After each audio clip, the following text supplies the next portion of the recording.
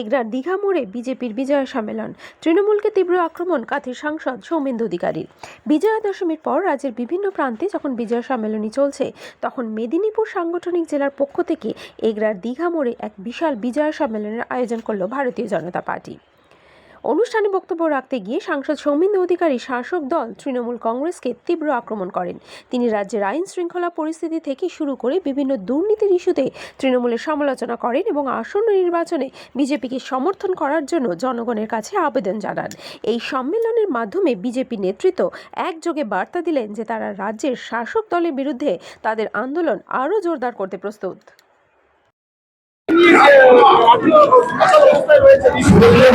আগে না না বাংলাদেশি ধরা পড়ছে, এটা একটা কন্টিনিউয়াস প্রক্রিয়া। বিএসএফ আছে, বাংলাদেশিরা এখানে অরক্ষিত বর্ডার, রাজ্য সরকার জমি দেয়নি, বাংলাদেশে ইনফিল্ট্রেশন হচ্ছে, ধরা পড়ছে। এটা তো নতুন ঘটনা পশ্চিমবঙ্গে নয়।